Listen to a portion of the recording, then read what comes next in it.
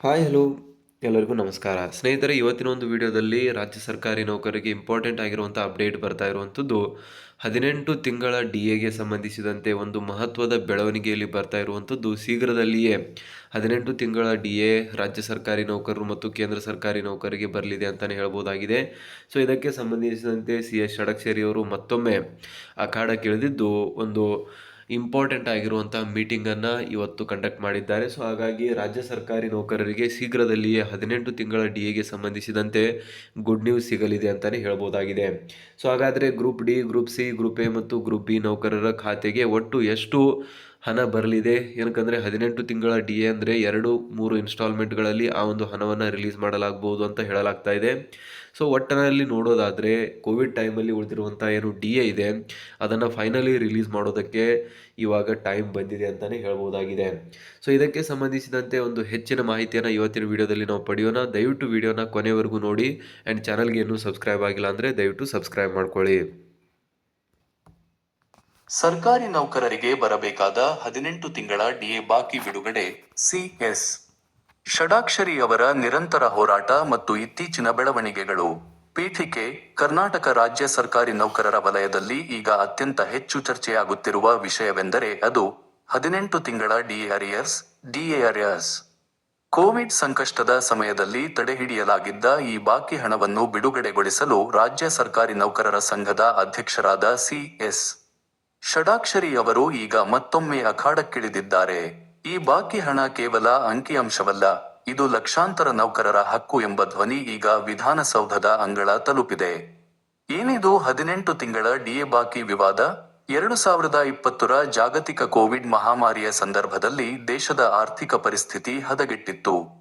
ಈ ಹಿನ್ನೆಲೆಯಲ್ಲಿ ಕೇಂದ್ರ ಸರ್ಕಾರವು ಜನವರಿ 2020ರಿಂದ ಜೂನ್ 2021ರವರೆಗಿನ ಒಟ್ಟು 18 ತಿಂಗಳ ಕಾಲದ 3 ಕಂತುಗಳ ತುಟ್ಟಿಭತ್ಯೆಯನ್ನು ತಡೆಹಿಡಿದಿತ್ತು. ಕೇಂದ್ರದ ಹಾದಿಯನ್ನೇ ಅನುಸರಿಸಿದ್ದ ಕರ್ನಾಟಕ ರಾಜ್ಯ ಸರ್ಕಾರವೂ ಸಹ ತನ್ನ ನೌಕರರಿಗೆ ಈ 18 ತಿಂಗಳ ಬಾಕಿಯನ್ನು ನೀಡಿರಲಿಲ್ಲ. ಅಂದಿನಿಂದ ಇಂದಿನವರೆಗೆ ಈ ಹಣಕ್ಕಾಗಿ ನೌಕರರು ಕಾಯುತ್ತಲೇ ಇದ್ದಾರೆ.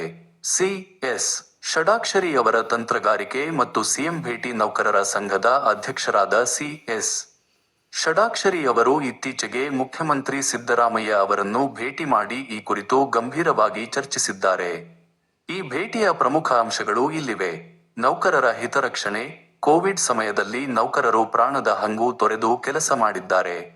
ಅಂತಹ ಸಂದರ್ಭದಲ್ಲಿ ತಡೆಹಿಡಿದ ಹಣವನ್ನು ಈಗ ಆರ್ಥಿಕ ಪರಿಸ್ಥಿತಿ ಸುಧಾರಿಸಿರುವುದರಿಂದ ಬಿಡುಗಡೆ ಮಾಡಬೇಕು.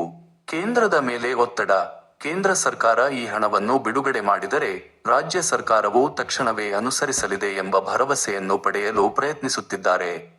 ಹಂತ ಹಂತವಾಗಿ ಬಿಡುಗಡೆ: ಒಂದು ವೇಳೆ ಒಟ್ಟಿಗೆ ಹಣ ನೀಡಲು ಕಷ್ಟವಾದರೆ ಕನಿಷ್ಠ 2 ಅಥವಾ 3 ಕಂತುಗಳಲ್ಲಿ ಸ್ಟ್ಯಾಗರ್ಡ್ ರಿಲೀಸ್ ಬಾಕಿ ಹಣವನ್ನು ನೀಡುವಂತೆ CS ಷಡಾಕ್ಷರಿ ಅವರು ಮುಖ್ಯಮಂತ್ರಿಗಳಿಗೆ ಪರ್ಯಾಯ ಮಾರ್ಗವನ್ನು ಸೂಚಿಸಿದ್ದಾರೆ.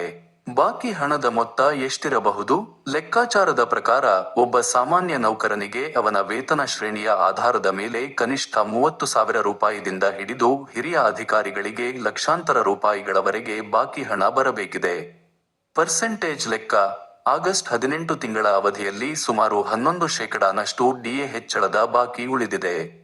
ಪಿಂಚಣಿದಾರರಿಗೂ ಲಾಭ: ಇದು ಕೇವಲ ಹಾಲಿ ನೌಕರರಿಗೆ ಮಾತ್ರವಲ್ಲ, ಆ ಅವಧಿಯಲ್ಲಿ ನಿವೃತ್ತರಾದ ಪಿಂಚಣಿದಾರರಿಗೂ ಅನ್ವಯವಾಗುವುದರಿಂದ ಲಕ್ಷಾಂತರ ಕುಟುಂಬಗಳಿಗೆ ಇದರಿಂದ ಪ್ರಯೋಜನವಾಗಲಿದೆ.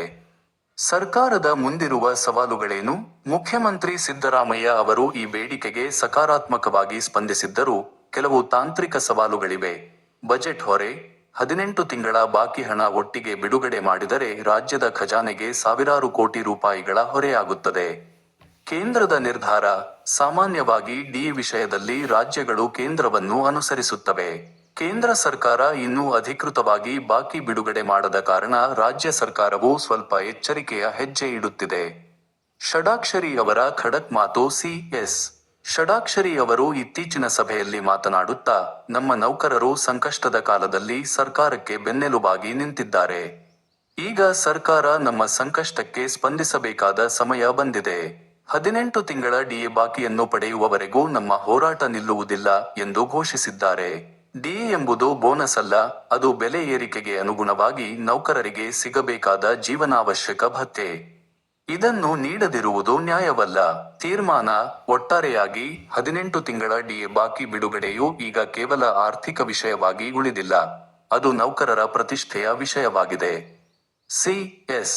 ಷಡಾಕ್ಷರಿ ಅವರ ಸಮರ್ಥ ನಾಯಕತ್ವದಲ್ಲಿ ಈ ಬಾರಿ ಸರ್ಕಾರದಿಂದ ಸಿಹಿಸುದ್ದಿ ಸಿಗುವ ನಿರೀಕ್ಷೆ ದಟ್ಟವಾಗಿದೆ. ಮುಂದಿನ ಕ್ಯಾಬಿನೆಟ್ ಸಭೆಯಲ್ಲಿ ಅಥವಾ ಬಜೆಟ್ ಅಧಿವೇಶನದ ವೇಳೆ ಈ ಕುರಿತು ಮಹತ್ವದ ಘೋಷಣೆಯಾಗುವ ಸಾಧ್ಯತೆಯಿದೆ. ನಿಮ್ಮ ಅಭಿಪ್ರಾಯವೇನು? ಸರ್ಕಾರವು ಈ 18 ತಿಂಗಳ ಬಾಕಿ ಹಣವನ್ನು ಒಂದೇ ಕಂತಿನಲ್ಲಿ ನೀಡಬೇಕೇ ಅಥವಾ ಹಂತ ಹಂತವಾಗಿ ನೀಡಿದರೂ ಪರವಾಗಿಲ್ಲವೇ? ಕಾಮೆಂಟ್ ಮಾಡಿ ತಿಳಿಸಿ. ಮುಂದೆ